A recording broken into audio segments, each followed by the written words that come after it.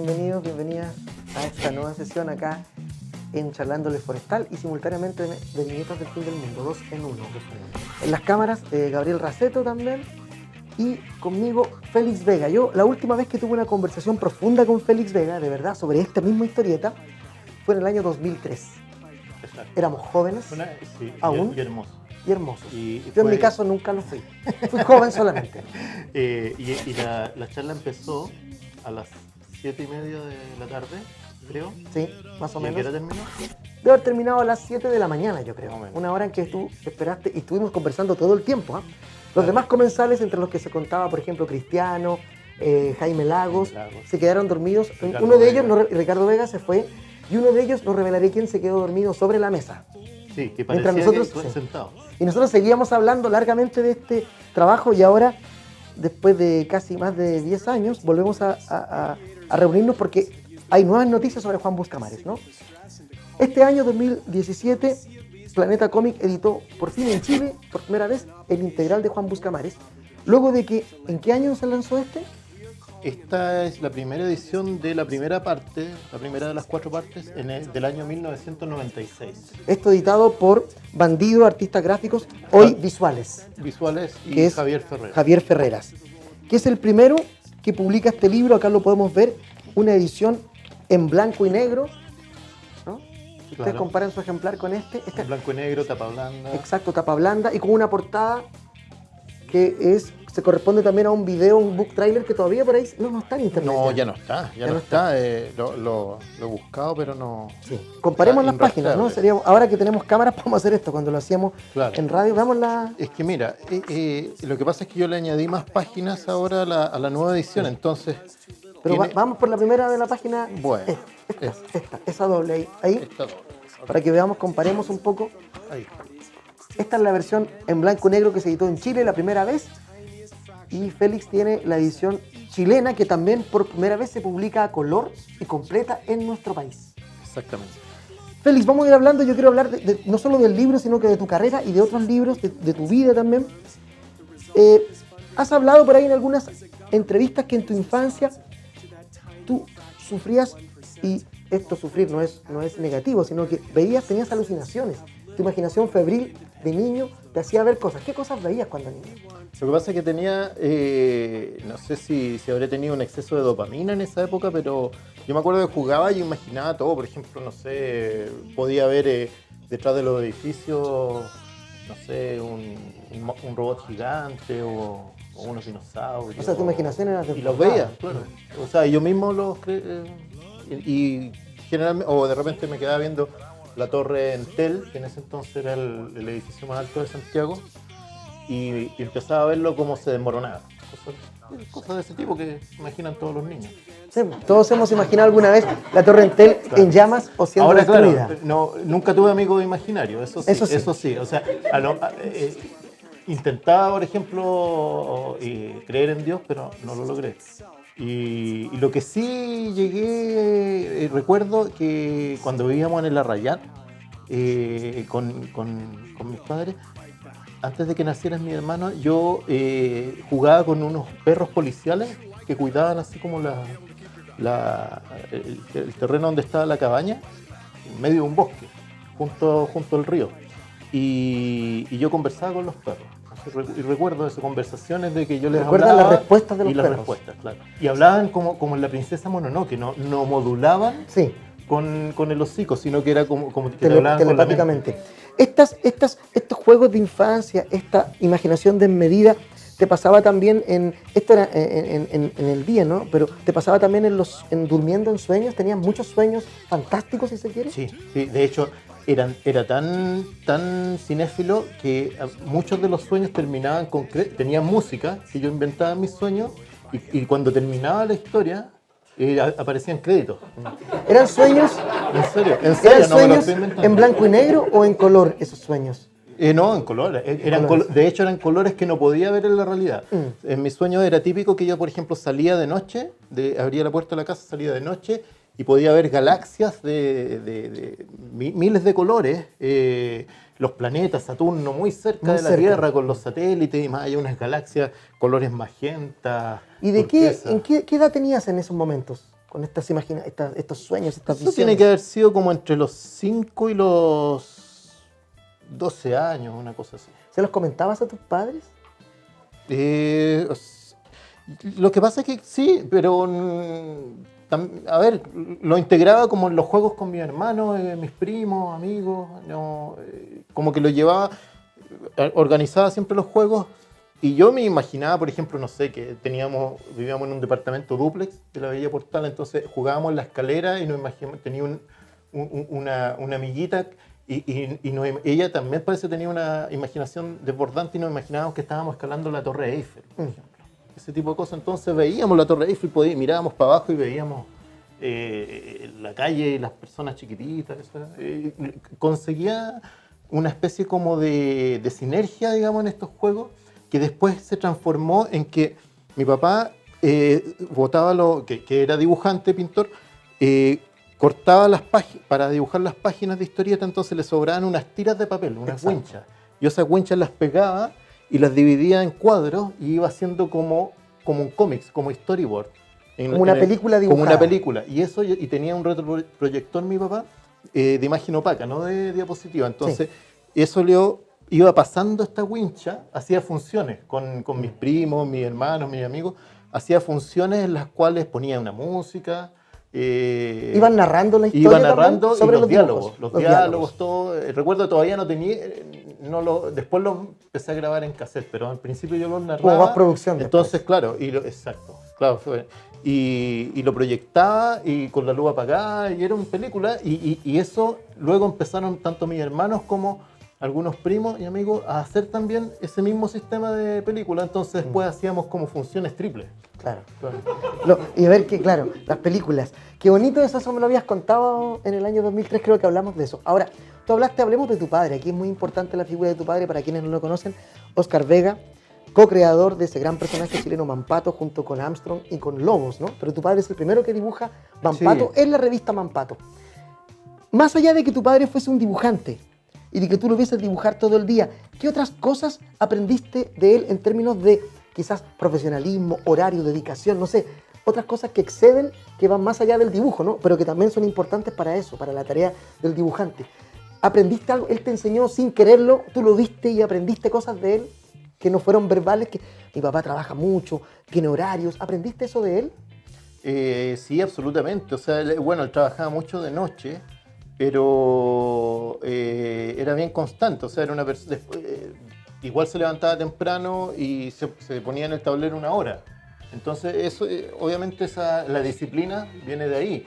Pero principalmente yo creo que lo que más aprendí fueron las técnicas, las diferentes técnicas, la plumilla, la acuarela. ¿Él te las enseñaba directamente o fuiste aprendiéndolas viendo? Primero viendo. Okay. O sea, yo cuando era muy niño lo veía a él, por ejemplo, dibujar junto con Mario Gor. Entonces, tablero con tablero, en la casa. ¿En tu casa? En mi casa, vivíamos ahí en Ventura Lavalle, recuerdo. Y cerca de Carmen, Ventura Lavalle con Carmen. Y Mario Gor vivía en un poco más acá, ¿te acuerdas? Donde vivía después. Ahora hay un edificio, vivía también su hermano Hildegardo. San Isidro. San Isidro, entonces, sí, exacto. Iba caminando, se quedaban de juntarse a dibujar, entonces él llegaba, se iba caminando desde San Isidro y pasaba a comprar pastelitos y nos traía pastel, llegaba con una bandeja llena de pasteles antiguos, los borrachitos, los paragüitas, eso, no sé si te acuerdas. Y después entonces llegaba como a las 11, tomaban 11 y después se ponían a dibujar, ¿fijas? Y yo me asomaba al tablero y veía cómo hacían, para mí era como hacer magia, te lo comenté una vez, sí. Incluso cuando escribimos algo sobre Mario Gor, sí. El tema de cómo era como un acto de magia, cómo iba apareciendo sobre el papel el universo que él generaba. Bueno, y lo mismo con mi papá, o sea, están viendo también cómo él era, mi papá siempre fue un obsesivo hasta el final de sus días, de la composición. Entonces muchas veces empezaba a hacer unas acuarelas que buscaba los pliegos más grandes que existían, papel Arches, que son 75 por 1,10 m, creo, y ahí pintaba acuarelas, una acuarela gigante. Entonces las dibujaba todo, entonces las miraba y estaban perfectamente dibujadas y decía, voy a tener que hacerla de nuevo porque está mal compuesta. Entonces tenía una obsesión con la composición. Y generalmente las composiciones de él eran bastante áureas, ¿no? Sí. Esa era como, y entonces todas esas cosas influenciaron. Mi mamá, que era pintora, pintaba al óleo con espátula, una cosa muy entre impresionista, expresionista. Por ahí aprendí color, aprendí un poco más la valentía, porque mi papá era muy cauto para trabajar, muy metódico. Entonces mi mamá tenía esa cosa, el ímpetu, y hacía muchas improvisaciones. Eran justamente... Ella venía, claro, como por el lado de Kandinsky, por ahí. Un opuesto que se complementaba de alguna manera. Claro, entonces yo estaba viendo a mi papá en el estudio, después me iba a ver a mi mamá que estaba pintando, y veía dos métodos absolutamente diferentes, contrapuestos. Mira, y ahí tener la oportunidad de ver a Mario Igor dibujando en vivo. Mario Igor, claro, Temo Lobo, Jorge Pérez del Castillo. A Máximo, imagino que también. También a Máximo. Recuerdo cuando Máximo Carvajal, hablamos de otro gran dibujante de Mampato. No, Mampato dibujó algo, creo, algunas cosas. Sí, Doctor Mortis, Guerra, etcétera, ¿no? Sí. Recuerdo, ¿te acuerdas que Máximo Carvajal estuvo relegado durante la dictadura? Y creo que se cuadraron, incluso los dibujantes más de derecha firmaron para que lo liberaran todo. Y recuerdo cuando volvió del norte, nos fue a ver y me trajo de regalo una piedra, una molibdenita, que hasta el día de hoy la tengo. Molibdenita, mira. Sí. Mira qué bueno. Ahí tuviste una oportunidad maravillosa, ¿no? Porque tu padre te conectó inmediatamente con lo mejor de la historieta nacional de ese momento. Yo tuve una suerte extraordinaria de haber sido testigo de las conversaciones que tenían y de ver cómo trabajaban. Claro, es una cosa impagable. O sea, realmente yo soy consciente de la suerte de haber vivido eso. Siendo niño, antes de pasar a otro momento de tu vida, ¿pudiste ir, acompañaste a tu padre a la redacción de Mampato alguna vez? ¿Estuviste en el lugar donde en el sitio del suceso, diríamos? Hay una anécdota que yo no la recuerdo. A ver. Pero siempre me la comentó mi papá, mi mamá y algún colega de él. Que en la época en que ya estaba Lucas, de director de Mampato, fue a la redacción y dicen que Lucas como que era así como muy, no lo recuerdo, pero muy italiano. Histriónico, pequeñino, histriónico, y como que parece que hablaba fuerte todo, entonces en una como que me toma y yo como que me enojo, me viene un berrinche y como que lo pateo. Entonces era así como una cosa, obviamente no le costó el puesto a mi papá, no lo despidió por eso. Probablemente. ¿Te asustó su yo voz? no sé, pero ese tipo de anécdotas, ¿te fijas? O por ejemplo, la primera publicación mía fue en la revista Mampato, en la sección Nuestra Página. Era una ballena azul. Claro, la historia de una ballena azul que se llama Arbas, sí. que de una página y que aparece Moby Dick, de hecho. Aparece un tiburón que la va a atacar y la defiende Moby Dick, a la ballena azul. Para mí Moby Dick, yo veía Moby Dick, por ejemplo, cuando niño, la versión de John Huston, y mi papá me lo leía. Con Gregory Peck. Claro, y mi papá me lo leía y con guión de Ray Bradbury. Además. Exacto, con guión de Ray Bradbury. Y me leía la novela cuando yo no podía dormir, o a veces me la contaba incluso así de memoria. Y para mí Moby Dick era como el superhéroe de los cetáceos. Era como que en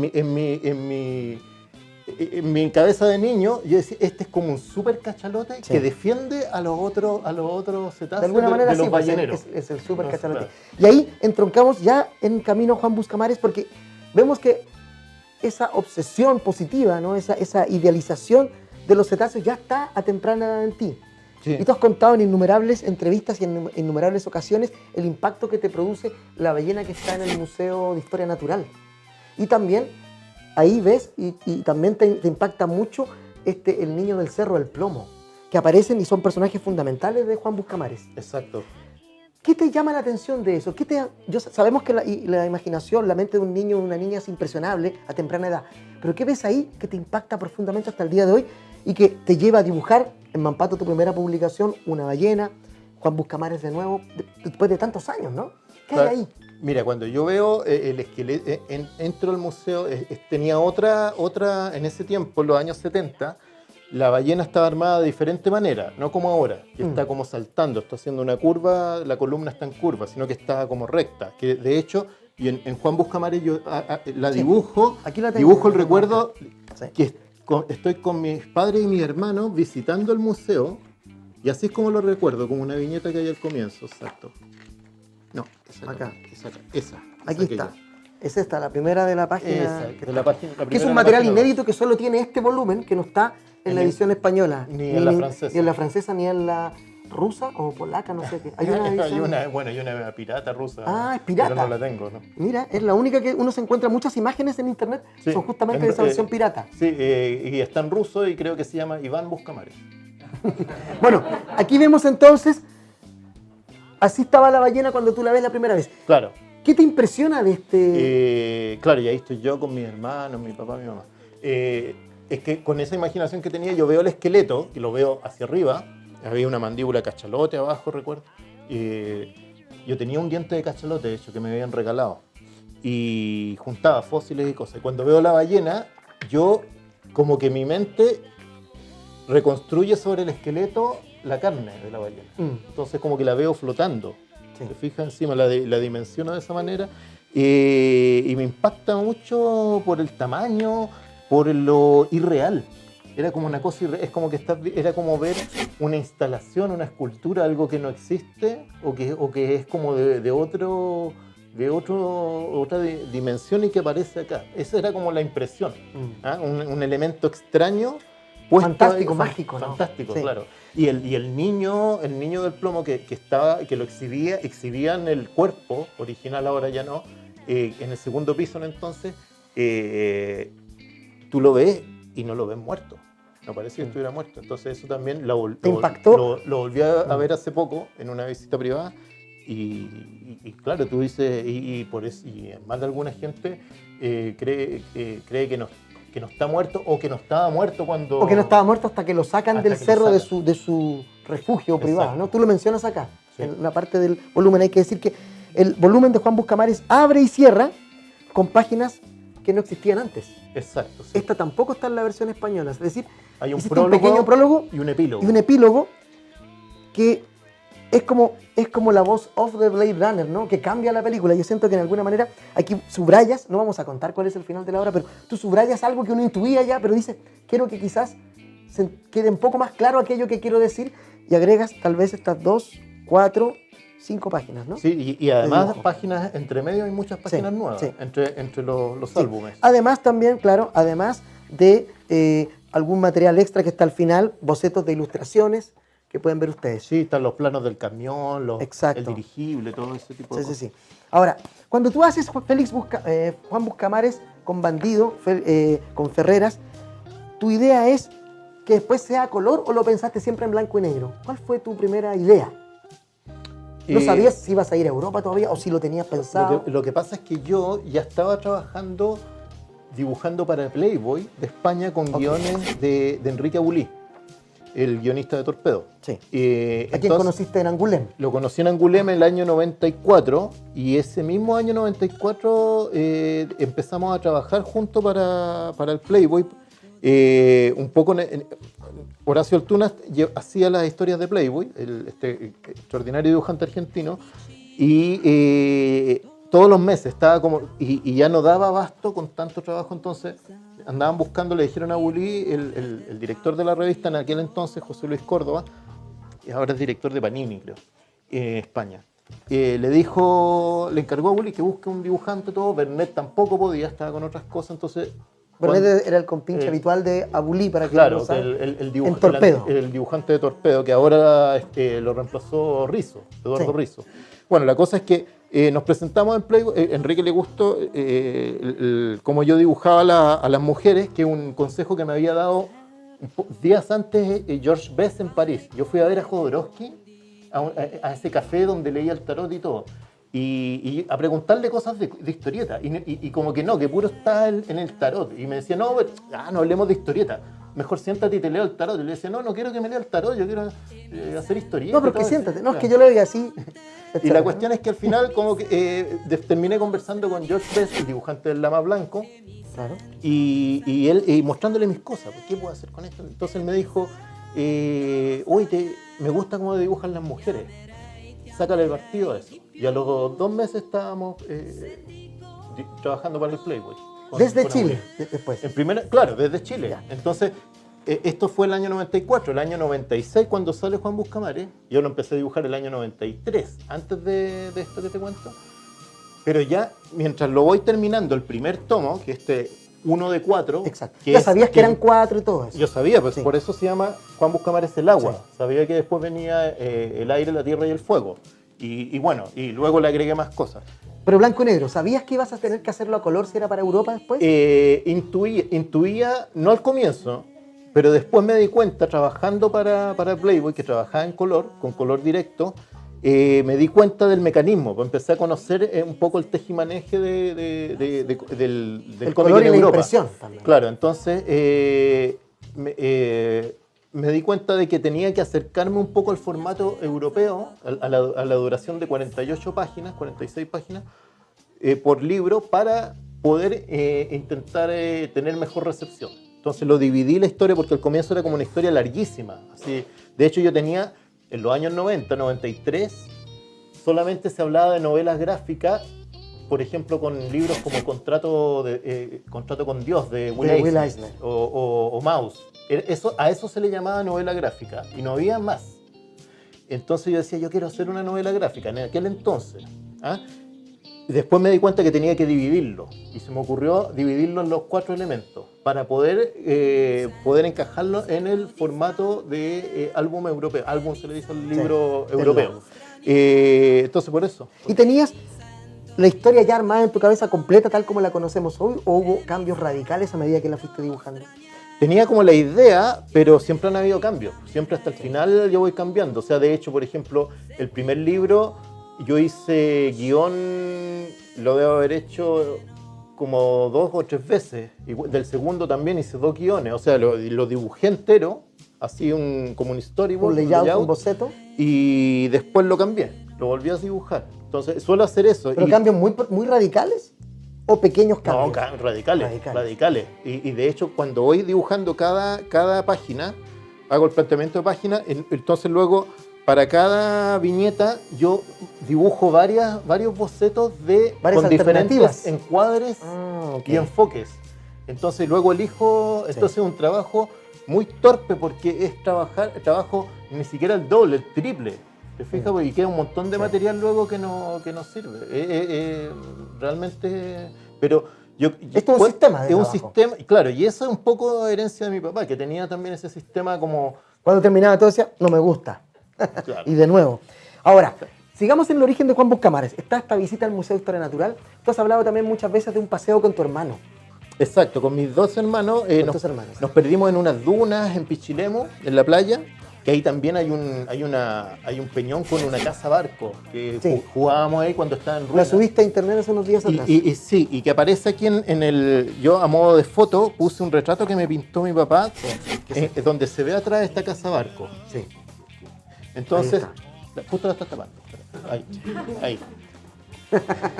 Entonces jugábamos por ahí y bueno, y salíamos a las afueras de Pichilemu y una vez nos perdimos. Entonces uno de mis hermanos dijo, yo dije, mira, para orientarnos encontremos el mar. Tenemos que encontrar el mar y de ahí vamos a ver dónde está norte y sur. Entonces uno de mis hermanos dijo, ahora somos unos buscamares. Y a mí me quedó la palabra buscamares, y después lo transformé como en un nombre, Juan Buscamares. Porque también estuve dudando si iba a llamar también Judas, el personaje. Hubieron varios, siempre estaba jugando con el tema bíblico, todo eso. Sí, vamos a hablar de eso más adelante, justamente, que es un leitmotiv que aparece a menudo, sobre todo en el primer número. Sí, entonces con este nombre luego invento un personaje, siempre con este aspecto como de vagabundo, y después invento el camión. Estoy hablando de cuando yo estaba en el liceo. Que es este camión que vemos en la portada del 1, ¿no? Y después a esto le voy inventando la historia, a estos personajes, ahora, a partir de ciertas imágenes que vienen en sueños, como por ejemplo la ballena parada en medio del desierto. Claro, por ejemplo, que es esto parece un sueño. Que es el sueño. Son los 3 elementos que yo quería hablar, ¿no? Tu visita al museo, tu paseo con tus hermanos y el sueño. Sí. Que es interesante y hermoso al mismo tiempo como elementos que están distantes en el tiempo, aparentemente unidos solo por la presencia de este cetáceo, se convierten después en tu mente, hacen eclosión miles de años después en un volumen, ¿no? Claro. Tú eres alguien que atesora esas visiones constantemente, anotas todos tus sueños, lo que ves, porque pueden servirte en futuras creaciones. Claro, trabajas mucho con eso. Lo que trataba de hacer era hacer un poco de un sueño dirigido, que acostarse, cuando uno se acuesta, hay un momento a medida que en que uno nunca se recuerda cuándo se quedó dormido, en qué momento. Pero antes de empezar a generar imágenes, uno empieza como a atenuar la percepción sonora y empiezan a aparecer sonidos. Antes de las imágenes, si uno pone atención, aparecen sonidos imaginados en la mente de uno, luego las imágenes. Entonces, en ese periodo yo trato de imaginar, cuando todavía puedo controlar, no estoy dormido del todo, trato de imaginar, cuando ya sea buscar imágenes, o si tengo parte de una historia, trato de imaginar cómo continuarla, trato de forzar a continuarla durante el sueño, y luego eso lo voy anotando. Muchas veces medio dormido, sí, unas cosas que a veces no las entiendo el otro día. Y luego es común. Claro, luego me entero de que Kazuhiro Otomo, el autor de Akira, hacía lo mismo. Así que un método que no he inventado yo, es una copia de un chileno. Un método japonés. Sí, método japonés de creación. Oye, hay un sincretismo que llama la atención en Juan Buscamares, sobre todo, insisto, en el primer tomo, tomen ahí el tomo 1, por favor. Aparecen referencias bíblicas, ¿no es cierto? Sí. Mesiánicas, aparece el Principito, aparece tu fantasía, la fantasciencia que llevamos nosotros, o la ciencia ficción mezclada con fantasía. Elementos, en el libro también está la conquista de América, aparecen los incas. Sin esto no estamos revelando el desenlace, pero tiene que ver con todo ese sincretismo, está ahí. Es como la juguera se revuelve y sale esto, ¿no? Sí. Siempre tuviste en mente eso. Además, es uno de los pocos historietas que hace eso. En otras tú vas en Vinland, estás con los... No hay esa mezcla que tiene tan rica la historia de Juan Buscamares. Pero fíjate que en otras historietas, por ejemplo, mira, en Duam es un universo absolutamente imaginado. Claro, exacto. Pero estaba todo basado en la mitología chilota. El brujo Calcu separa la cabeza de su cuerpo para viajar y le salen alas. O sea, claro, está basada en el famoso cuento, ¿no es cierto? Aparece aterrador. Aquí no sé si en esta segunda parte, pero aquí aparece Tren Tren Chilú. Ese es Tren Tren. O Tren Tren, como dicen los mapuches, ¿no? Claro. Entonces, se cuelan estos elementos. En Vinland, por ejemplo, a mí el editor me dice, ¿podría hacer? Porque estaba haciendo esta serie, Duam, basada en un poco en la mitología chilota, y el editor me dice, ya, pero no sigas haciendo más mitología japonesa. Me dice, claro. ¿Por qué no hacen mitología nórdica? Y aquí está, ¿no? Aquí está el brujo que se despoja de su cabeza, ¿no? Sí. Y me dice, ¿por qué no hacer algo de mitología nórdica? Entonces, ahí vienen de nuevo elementos de este sincretismo, el tema científico. Veo la noticia de que en Islandia hacen un testeo de ADN mitocondrial entre la población femenina, que es el que se transmite de abuela, madre, hija, nieta. Y resulta de que encuentran ADN de nativa americana en la población islandesa, que eran vikingos. Entonces, bueno, ya está comprobada la llegada de los vikingos en el año 1000 a América. Ya los que leíamos Mampato ya lo sabíamos. Ya lo sabíamos, claro. Entonces sí, por supuesto.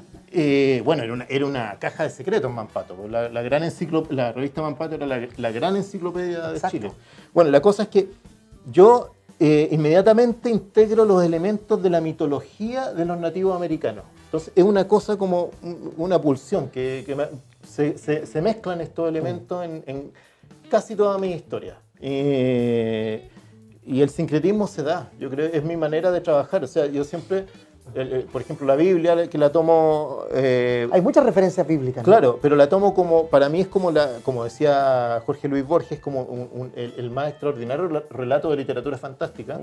Y yo creo que hay que revisitarla y reversionarla hasta el cansancio, porque es riquísimo. Yo siempre decía, ¿y qué hubiera pasado, por ejemplo, y si hiciera una mezcla como entre Cristo y Clint Eastwood? Y el personaje, por ejemplo, en esa época yo había visto recién, ¿cómo se llama? De Unforgiven, los imperdonables. Este western crepuscular. Entonces, la impronta de Clint Eastwood ahí es como mi favorita, junto con la del Jinete Pálido. Y aquí tenemos, claro, el resultado, ¿no? Claro, pero si lo mezclamos con Cristo, como que, ¿qué pasaría si Cristo anduviera con una pistola? Ahí también está la influencia de la música, porque, por ejemplo, eso viene de un tema de Johnny Cash con YouTube, que se llama The Wanderer, que habla como post-apocalíptico. YouTube toca hoy en Santiago, Mira. O ayer fue, hoy, ¿no? Hoy. Sí, ahí viene bajando Bono justamente a saludarnos.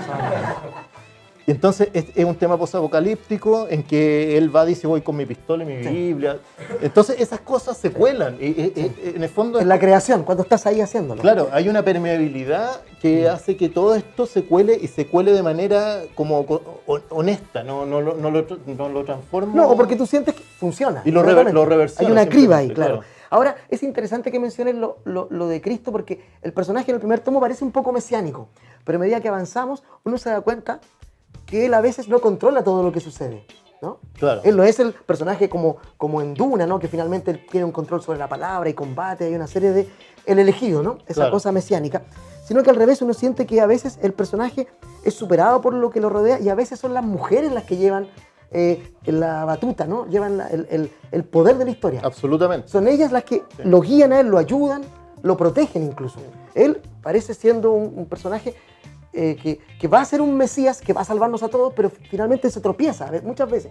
Eso me gustó mucho de la historia cuando volví a leerla. Claro, porque no es perfecto.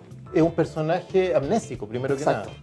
O sea, ni siquiera tiene nombre. O sea, él repite el nombre de una persona que le dice un nombre, que lo encuentra. Entonces, al final, justamente los tres personajes femeninos, Aleluya, Mara y la viajera, ¿sí?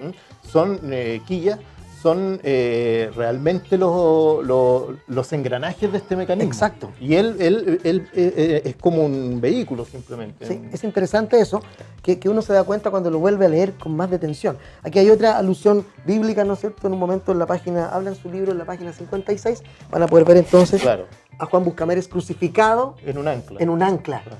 ¿No? Además, al principio tiene elementos surrealistas que van impactando, ¿no? Por ejemplo, este hombre que está acá, se acerca a Juan Buscameres, a un tipo que está sentado ante un barco y le dice: aprendí a sobrevivir sin agua, sorbía tierra para extraer su humedad hasta que terminé siendo tierra, me hice vegetal. Y lo vemos ahí. Claro, y tenía raíces. Raíces. Y el otro momento maravilloso es cuando uno empieza con estos personajes del submarino que están bombardeando, ¿no es cierto?, disparando a un barco, y de pronto uno ve que el submarino está en la arena, ¿no? Claro. Tiene esos momentos como golpes iniciales que son muy interesantes. Sí, o sea, yo soy consciente de que son un poco chocantes. De repente algunas escenas, la misma aparición del Principito. Por ejemplo. Es como que también es otra. Claro. Y aquí hay otro. Me imagino, ¿esto fue un sueño que tuviste efectivamente o no? Sí, también. Sí. Sí. Yo creo Pero bueno, aquí obviamente se nos cuela el Resplandor de Kubrick. Por supuesto, muchas cosas más. Sí. Pero yo creo que mis páginas favoritas del libro es justamente estas que no tienen texto. Yo creo que tú generalmente te manejas muy bien. Las páginas oníricas son sin texto. Te manejas muy bien en eso, es como lo hacía Hitchcock, ¿no? Las mejores secuencias de las películas de Hitchcock son las que los personajes no hablan. Aquí tenemos una referencia al Principito, por ejemplo, que aparece varias veces a lo largo del libro. Claro. ¿No? ¿Por qué el Principito? Porque la idea de lo indígena, ¿no es cierto?, la ciencia ficción, la bíblica, pero ¿cómo se cuela el Principito ahí? ¿De qué modo? Y mira, a mí me llevó mi abuelita, que aún está viva, me llevó a ver El Principito, el musical, donde salía Gene Wilder, que salían sin disfraz. Cuidado con lo que llevan a ver a los niños cuando son pequeños, porque pueden provocar cosas como esta. Sí. Un libro después. Claro. ¿Ya? Y vas a ver. Entonces, me perturbó, no me gustó. ¿Qué te perturbó? No recuerdo, pero yo tenía 5 años. No te gustó, básicamente. Claro, pero sí lo que me impactó y quedó en mi memoria es una escena donde hay un esqueleto de pez gigante en medio una del vez desierto. Más. Mira, otra vez.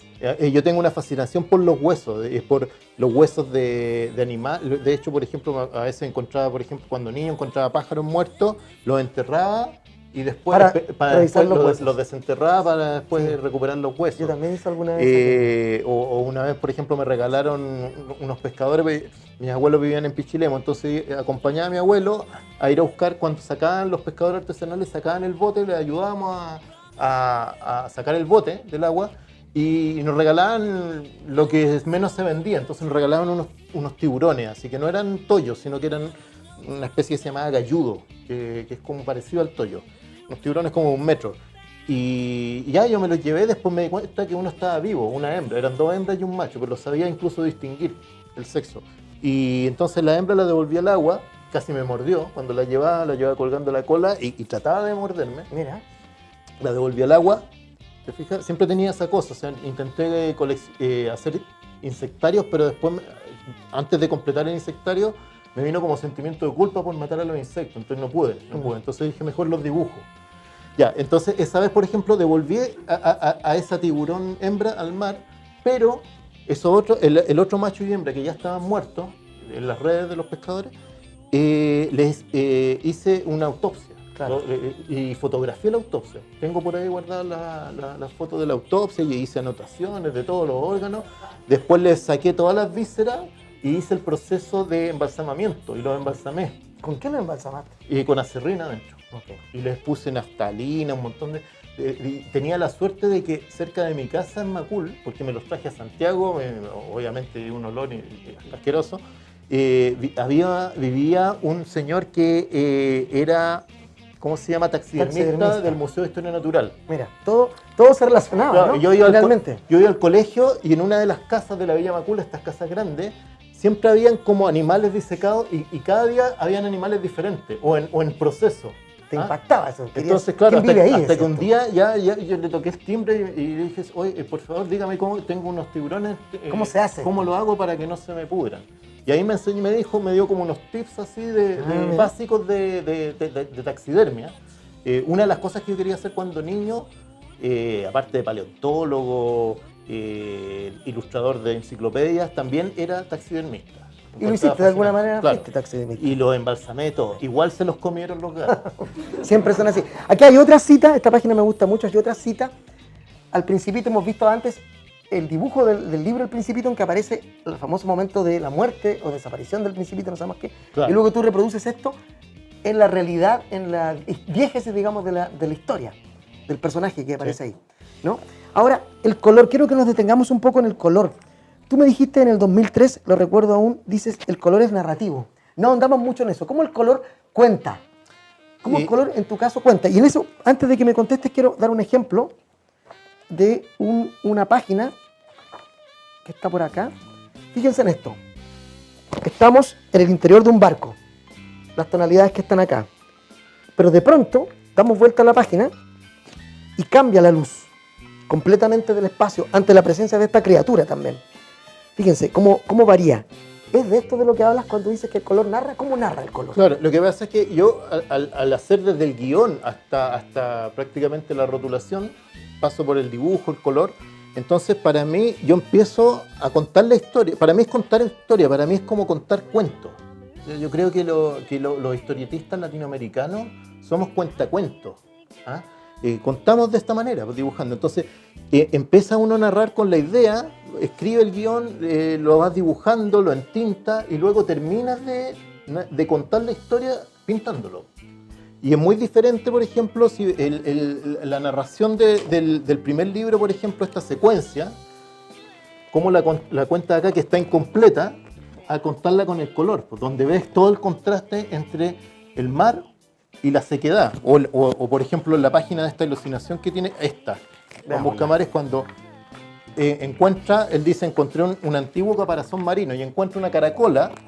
Entonces dice, llevaba siglos esperándome para decirme su secreto. Entonces dice, pude oír el mar. Entonces acá ven cómo no se entiende del todo. Con el color, aquí vemos que encuentra la caracola, la recoge, se la pone en el oído y aquí tenemos un cambio en el registro cromático absoluto. Claro. Y luego se la quita del oído y vuelve hasta este tono seco. Ahora, el color del primer libro lo hizo prácticamente entero mi papá. Oscar Vega. Claro, y gran parte del segundo, y luego ya tomo la posta yo.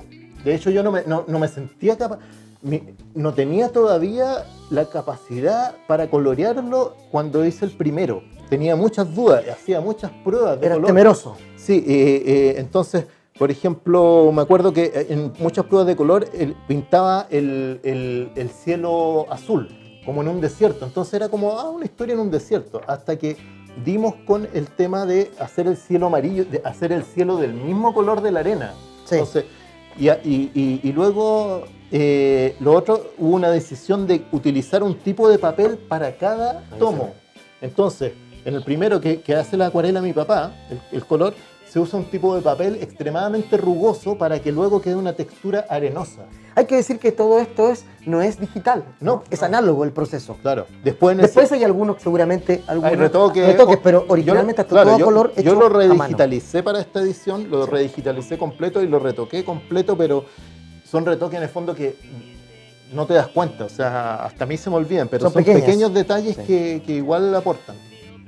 Entonces, el color fue y es muy importante para Juan Buscamares.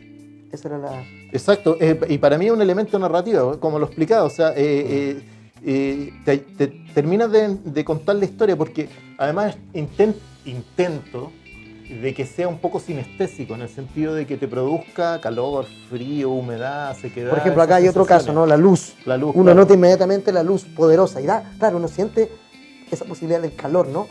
Claro. O el frío en otros casos. O el frío cuando... Claro. Acá, ¿no? Entonces, sobre todo este capítulo en que el fuego es muy importante. En el tomo 1, cuyo título es el agua, todo es seco. El color es...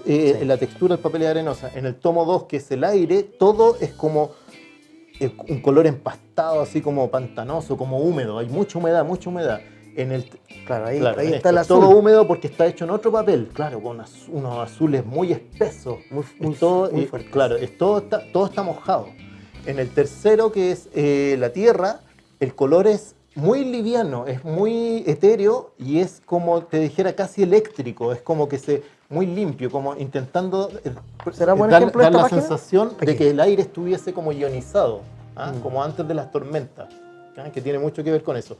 Y en el cuarto, en el fuego, el color es gélido. Claro, aquí lo vemos. Todo es helado. Es evidentemente gélido. Porque el título de cada tomo justamente es el elemento ausente, el elemento de salvación. Lo más probable es que la gente tal vez cuando lo lee, tal vez inconscientemente detecta aquello, pero es bonito que lo digas tú, ¿no? La idea es que sea inconsciente, claro. Aquí quiero mostrarles un poco también las portadas originales. Sí, de los cuatro. De los 4 tomos, ¿no? ¿Están en orden ahí? Sí.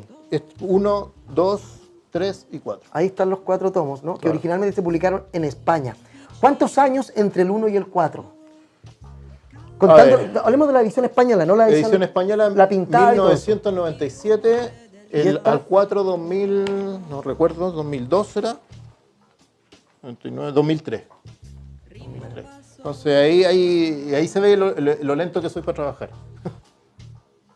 Porque igual me lo pienso mucho, le doy vuelta, lo rehago, todo eso. Oye, estos eran los 4 tomos entonces de Juan Buscamares. Los editores, ¿cómo abordaron tu trabajo? ¿Te hacían cambios, sugerencias? Oye, Félix, como te dijo este tipo, deja de poner esta mitología japonesa, ¿no? ¿Hubo algún comentario, un aporte de algún editor que haya sido significativo y que cambió un poco tu visión del personaje o de la historia en algún momento? Mira, lo que me pasó era que, a ver, hubo un poco más de cierta resistencia hacia el final, hacia el último libro de los editores, porque iba volviéndose otra cosa. Entonces ellos querían que fuese una historia de ciencia ficción post-apocalíptica. Más común, habitual. Para justamente que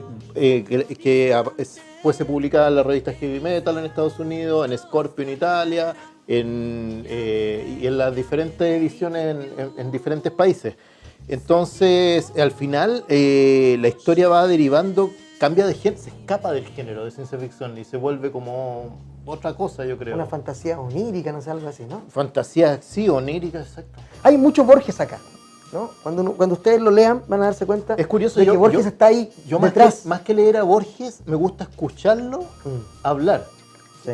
Muchas veces mientras dibujo, busco las entrevistas y me encanta oírlo hablar. Creo que era un humorista nato, además. Sí. Tenía un sentido del humor finísimo que en su época yo creo que no se entendía. Hay algo de eso ahí, ¿no? Yo creo que hay algo de Borges muy, muy fuerte acá. ¿Qué te hace, lo que dijimos al principio, qué te hace agregarle páginas? Uno, claro, a lo mejor decías tú, puede ser bueno como para, yo ya tengo esta edición, pero esta tiene páginas nuevas. Más allá de eso, allá de lo comercial, claro, ¿cuál es la razón artística? Pero no fue una razón comercial. Artística. ¿Cuál es la razón artística? El año pasado, en el 2016, se edita el integral francés, cuya portada son las guardas. Las guardas de esta edición, esta es la portada doble de la edición francesa, que es menos completa que esto, porque yo antes, cuando recupero los derechos, y consigo esta edición integral francesa. Lo tomo y lo leo. Empiezo a leerlo. Después de muchos años. Sí. Lo voy leyendo y termino y digo no. Y inmediatamente agarro una libreta y lo continúo. O sea, llego a la página final. Hasta aquí. A la página, hasta esta página. Claro, la página final del primer libro, esa, que es esta. Y como que dije, no, tiene que seguir. Y sigo no sé cuántas páginas, como 4 páginas más Sí, o 5. son 5 páginas. Sí, y lo termino. ¿Por qué? Pero fue una cosa, como te dijera, como que dije, no, aquí... Automático. La narración quedó incompleta. ¿Por qué quedó incompleta? Porque los libros europeos tienen 46 páginas, entonces hay que restringirse a ese formato. Y aquí tú pudiste, en esta edición, agregarle esas páginas más. Y le agregué muchas páginas intermedias, por ejemplo, mira, esa página no estaba, por ejemplo. Esta, a ver, mira. O esta. Esta página, por ejemplo, se la hice este año. Ah, perfecto. Entonces, las primeras páginas las dibujé en 1993 y las últimas en 2017. O sea, hay mucho más material del que aparentemente uno pensaba que había, ¿no? Sí. Claro, aquí vemos la página esa que tú mostraste y estamos inmediatamente con esta viñeta, ¿no? O sea, con esta página y más la otra que acabas de mostrar. Claro, porque Sentías que faltaba, el tempo, el ritmo. ¿Y tal sabes vez, lo que ¿no? pasa? Es diferente cuando leías los 4 tomos por separado. Claro. Se cerraba uno, entonces había una pausa, pero al leer los 4 tomos en un solo libro, se hace necesario a veces, por ejemplo, cohesionar más la historia, que sea más La lineal, transición que más, fluya. sí, que fluya mejor en las Y transiciones. esa era la idea, que fluyera mejor, que se entendiera mejor, por eso también luego le hago el prólogo, porque además siempre yo quería que volviera, o sea, Juan Buscamares nace en Chile y quería que volviera a Chile, y por eso en Claro, el porque prólogo si uno lee la versión europea puede ser cualquier lugar del mundo con fuerte raigambre latinoamericana, ¿no? Claro, América. claro. Pero ahora es Chile. Bueno, Aparece con fuerza. hacia el final, o sea, en el último tomo, ya en la versión anterior, o sea, la explicación de dónde viene todo tiene que ver justamente con el Imperio Inca, Exacto. Perú, Bolivia, la región del Titicaca, y termina en el Valle Central de Chile, lo que no se explicita. No se explicita, por supuesto. No se explicita, pero se ve, o sea, se ve, cambia el paisaje y se ve hay una escena clave que es símil de la escena del bautismo, Sí. con el mismo bautista, con el Exacto. sacerdote, pero cuando están en diferentes épocas. Así es, claro. Hay una serie de... Claro, aquí se cierra, ¿no? Los personajes que aparecen en el primer tomo aparecen en el último y uno dice, se cierra perfectamente. Yo sé que a ti te gusta mucho, por ejemplo, David Lynch, que también es un personaje que juega en este mundo onírico, más allá de la realidad, en espacios que conectan el sueño con la vigilia, ¿no? Sí. ¿Te gusta mucho ese...? Mucho. Yo creo que debe ser una de mis mayores influencias, David Lynch y Moebius, ambos. Porque veo, por ejemplo, ahora, para mí uno de los mayores regalos del último tiempo ha sido la tercera temporada de Twin Peaks. Una cosa que encuentro que así como si el tipo cambió la televisión en los 90 con la primera Twin Peaks, la volvió a cambiar, el tema de la serie. Sí, yo la disfruté mucho también. Y no me canso de verla. Con Es Mónica hipnótica, hemos ¿no? visto muchas Hipnótica. veces los capítulos, Sí. hipnótica, porque en el fondo lo que hace este tipo es, yo creo, una cosa un poco como también lo que hace Alan Moore a veces, que es como que hacen ya no es narración, es chamanismo a través de un medio escrito o un medio audiovisual. Exacto. Realmente es como que te inducen a un trance chamánico contemporáneo. Sí. Ver Twin Peaks ahora no es ver televisión, es estar hipnotizado por una imagen de situaciones que a veces no entiendes, pero que no importa. Y de dos tipos hablando 15 minutos así. Recuerdo esa escena muy buena que está Lynch con 2 personajes, él fuma, una niña fuma y él mira y están así mucho rato y es muy graciosa. Yo me reí muchísimo, ¿no? No es algo deprimente necesariamente ni es extraño, sino que a mí me dio creo que es una serie con mucho humor. Es una comedia, es como William Burroughs, que también está lleno de chistes. Si no eres capaz de entrar ahí y no te gusta, aléjate inmediatamente. Pero si entras, vas a disfrutar mucho. Tú hablaste también de que el primer cómic de Moebius, ya que lo sacaste tú, que leíste y que te impactó mucho, fue Balada de Moebius. Y por ese cómic tú dices, yo quiero hacer esto. Sí, lo leí a los 14 años en una revista Fierro. Y cuando veo eso, porque yo iba a ser científico, yo quería buscar fósiles, ser paleontólogo, ser astrónomo, no sé, biólogo. o dibujante de enciclopedias, que era como mi sueño. Sí. Que curiosamente también, después me enteré que Otomo también quería ser dibujante de enciclopedias. Y por ahí va un poco esto de dibujar así, porque es un dibujo prácticamente enciclopédico, científico, claro. Sí. Y cuando veo esa historia, que es una historia como de 9 páginas, que es absolutamente alucinante y brutal. No se propone contar en realidad ninguna historia ahí. No. Entonces, además, el dibujo, o sea, Moebius en esa historia yo creo que está en estado de gracia absoluto. El color directo que pone, el trazo así como un trazo ya absolutamente, no sé, yo creo que obviamente sabemos que están en un estado de conciencia alterado, al que ustedes no lo hagan en sus casas. Y eso me vuela la cabeza. Yo cuando veo eso me enamoro de este medio, de la historieta. Y nunca quise hacer cine, sino que era historieta. Hice una experiencia de un cortometraje para cuando se lanzó Juan Buscamares, sí, en el año 96, con actores, imagen real y todo. Y después de hacer esa experiencia, dije, nunca más voy a hacer algo audiovisual. Sí. Porque lo mío es la historieta. Sí, o sea, sí. No, si alguien quiere tomar esto y hacerlo, bueno, pero yo no. En el 2003, yo me acuerdo que me hablaste de que en el tomo 2 habías recibido algunas críticas españolas porque consideraban que el tomo 2 era muy violento. Sí. Había mucha violencia. Y tú dijiste, sí, pero es que en mi vida en ese momento me estaba pasando tal cosa. ¿Cómo afecta la realidad tu vida en todos estos años? ¿Afectó la historia de Juan Buscamares? ¿Cómo algo que te estaba pasando en ese momento se filtró acá y te hizo cambiar algo? ¿Pasa eso mucho contigo, claro, o no? Es que mira, yo siempre, es muy difícil, yo creo, de que yo vaya a hacer una novela gráfica en la cual me ponga yo como personaje y que cuente una historia mía, así como autobiografía. Claro, como podría hacerlo Robert Crumb o Mayan Satrapi o Maliki, claro.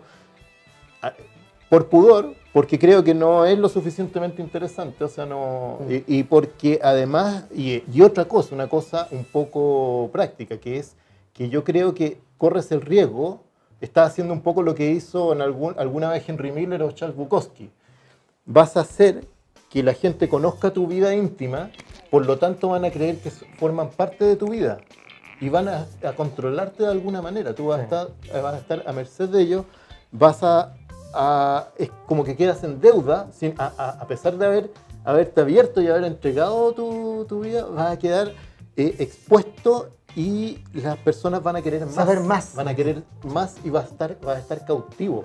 Entonces, yo siempre he ido inventando historias, pero estas historias, como por ejemplo, sobre todo Juan Buscamares, tienen mucho que ver con cosas que me han pasado. Lo que pasa es que luego hay una elaboración y resultan en otra cosa. Extrapolas todo eso y lo conviertes en otra cosa. El Principito, la ballena, todo, la Biblia, los incas, el niño del plomo, todo.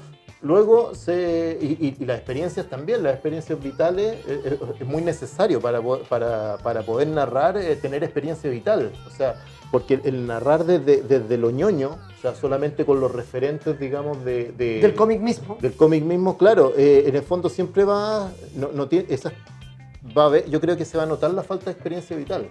Vas a estar trabajando con arquetipos, todo. O sea, y de prestado de otros autores, claro. Pero no pasados por tu experiencia propia. Claro, entonces lo que yo creo que sucede en este caso es que es una historia de ciencia ficción, posapocalíptica, fantasía, o como dicen los franceses, un ovni, le dicen a las historias extrañas, por ejemplo. Estas historias de Moebius de las que hablamos les dicen ovnis.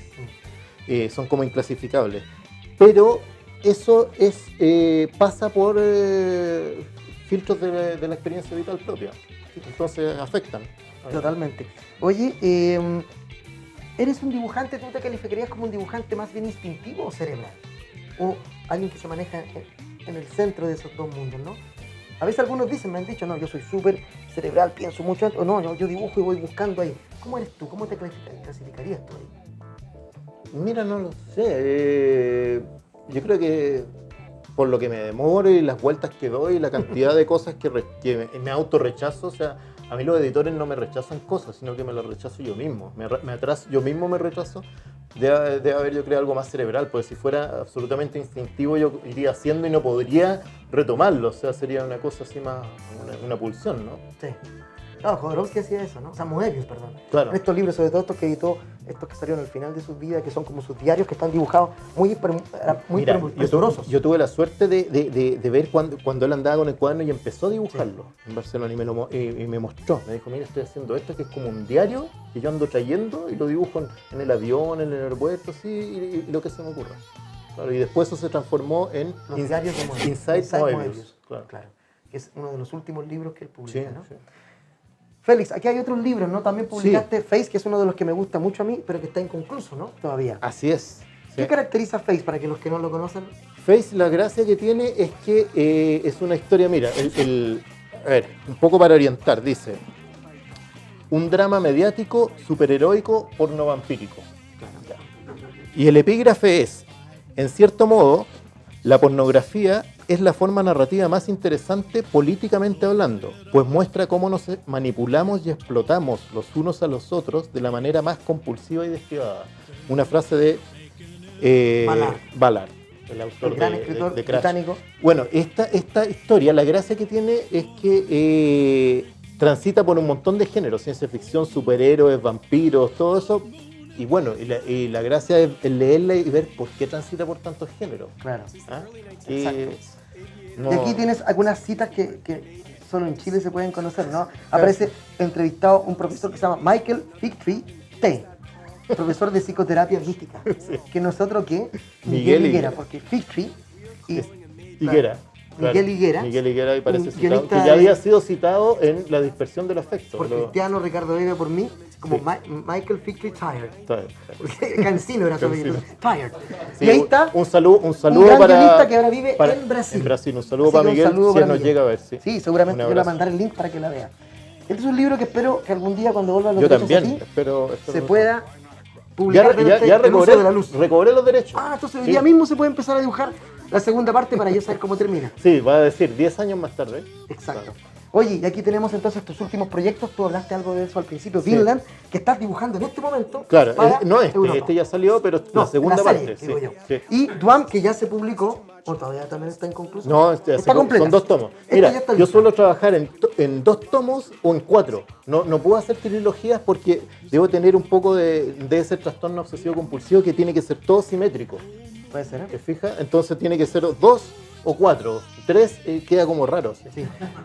Aquí vemos las criaturas, ¿no? Aquí mucho fuego acá, mucho calor en estas páginas. Claro, sí. Al final ahí está, de hecho, se entran en un volcán. Exacto. Claro. Oye, Transcurren en Islandia, por lo que hablaba justamente Sí. del tema del ADN, todo, raptan una chamana, los vikingos se la llevan a Islandia, entonces ahí los volcanes, los geysers y todo eso ahí están a la orden del día. hay una cosa muy bonita que tú eres capaz de dibujar cosas que yo encuentro que es muy difícil hacer. No sé si los que dibujan me pueden decir, que es entender que eso está bajo el agua y que sobre eso hay otro, ¿no? Porque puede ser el cielo, ¿no? Pero tú dibujas muy bien la luz que entra desde el cielo bajo el agua.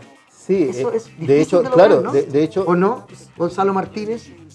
¿O no? de, por de allá. hecho, Gonzalo y Pancho Ortega me invitaron a hacer la portada de Mochadic, la reedición que se hizo. Y justamente les gustó cómo yo hacía estos paisajes submarinos. Submarinos, sí. Con los que yo cuando niño soñaba. Con esos paisajes yo soñaba que nadaba, por ejemplo, junto con las ballenas y conversaba con las ballenas. Y las ballenas a veces eran seres queridos, pero con forma de ballena. Mira, sí, yo creo que tú eres un gran dibujante de la luz, ¿no? Uno puede ver la luz. En este caso elegí esta otra, ¿no? Bueno, esa Con esos es rayos. mi obsesión. Mi Sí, obsesión es la yo luz, creo que la hay una viñeta de electricidad, Juan el Buscamares fuego. que no todo. encontré acá, que uno puede ver cuando los tipos están alrededor del fuego. Uno puede ver, ¿Acá? creo que acá es, ¿no? Aquí, Sí. en esta, que están haciendo Cuando fuego. cae un rayo, No, acá. no, aquí no, otra, cuando están haciendo el fuego y uno puede ver ¿Esta? la oscuridad, claro, no, hay otra que tienen en... Ah, no, esa, por ahí esa. está.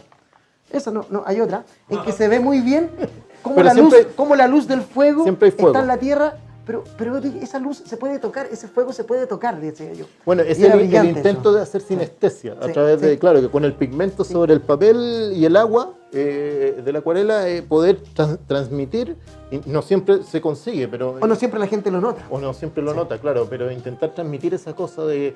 que por ejemplo, ayer yo venía en el bus y es extraño, antes siempre ponían películas de karate en los buses o de estas como de, no sé, como de Van Damme. Ah, claro. O de humor. De claro. acción. O de violencia o de humor. Claro, y ayer pusieron The Revenant.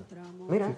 Y claro, venía yo fascinado viendo, por ejemplo, esto mismo, las temperaturas. O sea, esos países cuando el tipo están en el agua helada y salen a la nieve y prenden y empiezan con un pedernal a prender así como un puñado de ramitas y empiezan a salir el fuego. Entonces, todas esas cosas tú percibes las temperaturas, la sensación horrible de la ropa mojada congelándose, ese tipo de cosas. Si uno viera tus historietas fantásticas desde ese punto de vista, yo podría decir que eres incluso un dibujante documentalista, tal vez, ¿no?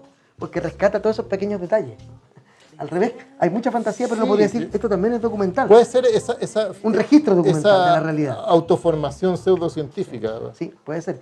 Oye, y para terminar, quiero decir que nos expliques a la gente, yo estaba en tu taller y uno ve estas viñetas y tú no dibujas acá la página completa, sino que esta es una cosa, un dibujo suelto que está a veces en otro lado, claro. Y tú lo juntas. Y generalmente son de este tamaño. Sí, un poco más grande. ¿Cómo dibujas en ese tamaño ese nivel de detalles? Yo te he visto con una, no sé, pequeño y dibujando así. Es increíble. Yo antes dibujaba grande. Sí. Porque tenía un taller grande. Luego cuando estábamos viviendo... O sea, la economía afecta a tu producción. Estábamos viviendo en Barcelona, sí. Entonces... cuando llegamos me tuve que reducir un poco, era un departamento de 40 y tantos metros cuadrados. Ya. Y después me acuerdo que nos cambiamos a un barrio que era más bonito, era mejor barrio, pero el departamento era muy pequeño y tuve que reducir justamente el tamaño porque reducí tablero, todo, el espacio. Sí. Entonces al final es una cosa del entorno. Ahora yo tengo la particularidad que puedo dibujar en cualquier parte. O sea, hace poco venía en el avión de Antofagasta y venía desde la dibujando. Claro, aquí mandamos un saludo. Sí, un saludo, que extraordinario evento y increíble estuvo. Y venía yo dibujando en el avión una portada. Lo único que necesito es música para desconectar.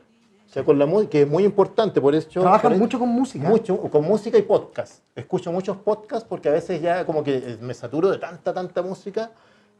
Porque a veces paso periodos, por ejemplo, cuando hice una de las portadas de Juan Buscamares, la de Francia. Aquí no está la versión para que puedan apreciar el color que tiene esta bajo el agua, es muy hermosa. Se me fue a traerla. Entonces, para hacer esa portada me inspiró el tema Ecos de Pink Floyd, que es esa suite como de 25 minutos que justamente yo puse parte de la letra en el epígrafe de esta edición. Bueno, entonces mientras hice esa portada, yo debo haber escuchado todas las versiones posibles de ese tema. ¿Ah? Y entonces terminaba una versión y ponía una siguiente y así, pero en el fondo es la inducción al trance. Al trance que te permite, digamos, entrar allí, en ese mundito en el que estás metido y no salir, poder resolverlo. Mira.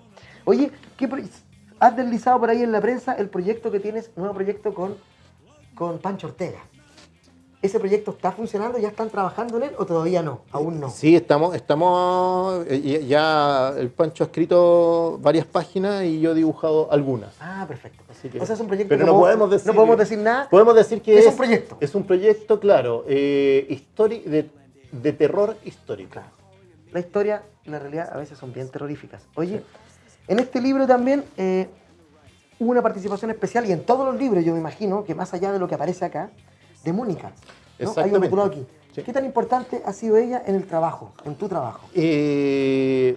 Bueno, mira, es tan importante que cuando nosotros nos conocimos en el liceo, en cuarto medio, y una de las cosas recuerdo que a la salida del liceo nos quedamos en un paradero de micro, conversando, y yo le hablé de Juan Buscamares. Mira, yo tengo la idea de un tipo que anda en un camión por el desierto, pero que el desierto en realidad es el fondo del mar que se secó y todo.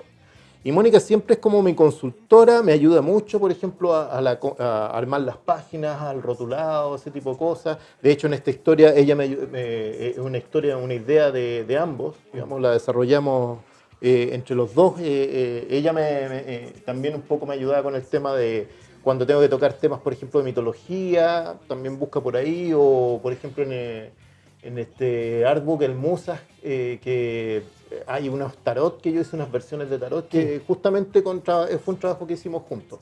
Así que siempre imagínate, o sea, llevamos toda una vida juntos, casi 30 años, y ahí entre gatos y cómics, libros.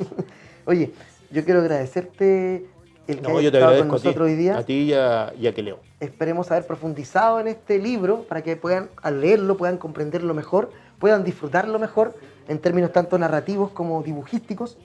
Y yo, cuando supimos que iba a salir este libro, yo sabía que iba a ser un éxito. ¿Cómo ha leído, no? Ha funcionado muy bien. Mira, de hecho hoy no quedan en la librería, se acabaron y me dijo Mario que los pidieron y ya no les quedan. Mandaron, antes del mes ya mandaron a hacer la segunda edición, que se imprime fuera de Chile, ese es el problema. Entonces tarda en llegar y va a estar probablemente o sea, todavía quedan igual. Y luego viene ahora una presentación en la Feria del Libro, Sí, me imagino. el 28 ahora de octubre. Pero viene luego la segunda edición. Oye, ¿y los lectores y lectoras ha llegado a público más adulto, más juvenil, o de diferentes edades? ¿Cómo ha sido esa percepción tuya cuando has estado firmando, hablando con el público? Suele ser un público adulto. Público adolescente, por ejemplo, no. ¿Y el público adulto con el que has hablado es un público habitualmente lector de historietas o lector de ese Juan Buscamares en particular? ¿Has podido tantear aquello? Ambos. Mira, de repente ha llegado un público adulto o joven ya, pero no menor de edad, que de pronto vieron algunas cosas mías publicadas en Bandido en los años 90, Mira. Entonces igual tienen un cierto bagaje, pero también me ha llegado gente que lee manga o superhéroes. O gente que te ha dicho, yo no leo historietas, pero he escuchado hablar de este, me interesó. ¿Ha pasado? No, más que sí, pero gente que no lee historieta, pero que lee. Ok. O sea, me ha llegado, tengo un público también de que leen novelas y otras cosas. Pero, y que les llamó la atención esto. Claro. Sí. Yo creo que la portada también debe llamar la atención, o sea, el esqueleto de la ballena, todo igual es... ¿De qué se trata esto? Claro. ¿De qué es este libro? Sí, a mí me gusta eso de que la gente cuando compra historieta no la vea como yo compré un cómic, sino que estoy comprando un libro, quiero leer algo, independiente del formato, ¿no? Si fuera una fotonovela, si fuera una novela, si fuera me gusta más eso, ¿no? Ese acercamiento. Exacto, sí, y la idea mía era justamente que fuera este libro, que fuera a un precio lo más asequible posible y que fuera lo más libro posible, en el sentido, digamos, de que esté la historia completa, si bien lo había hecho yo por entregas en diferentes tomos, siempre quise que estuviera completa como una unidad, porque era la idea desde el comienzo, siempre. Claro, el tema unitario, y que se pueda leer así, y el prólogo justamente es eso, es como para ¿cómo te dijera? Poder guiar al lector, incluso un lector neófito en historieta, en cómics, poder guiarlo justamente a entrar en esta fantasía. Sí, porque hablando de la historia, no es una historia críptica, es una historia que empieza intrigante y luego se va comprendiendo más tu narrativa, y en eso es muy interesante eso de guiar a un lector que habitualmente no lee cómic. Tu narrativa es limpia, ¿no? No hay cosas raras, como decirles, viñetas de formas extrañas que la gente no entiende cómo leer. A mí nunca, es una narrativa claro, muy pulcra. De hecho, no, lo único raro que hay es que hay mucha viñeta paisada larga. Puede ser. Así sí. como el formato widescreen del cine, claro. Acá. Claro. Pero eso no es dificultoso de leer, ¿no? No, de hecho es más fácil. Es mucho más fácil. Claro, lo lees como una historia. Yo creo que eso ayuda mucho a que el público también empiece a encariñar con la novela gráfica chilena, con la historieta, y sobre todo con una historia con tanta densidad, con tantas capas de lectura como esta, y que además atrapa también porque empieza con una cosa rara, ¿no? Estos barcos que se disparan, pero de pronto están en el desierto. Claro, es que, bueno, es la manera como me salen las historias también. Pues, o sea, tú lo has visto también en otros títulos, que sí, suelen irse así como para enganche, ¿no? Exacto. Oye, quiero agradecerte de nuevo, ahora sí, a Félix Vega con Juan Buscamares aquí en Queleo Forestal. Un aplauso grande para Félix. Gracias. Eso. Muchas gracias por la invitación. A todos ustedes por haber venido acá con nosotros hoy día. Y ahora, a firmar libros.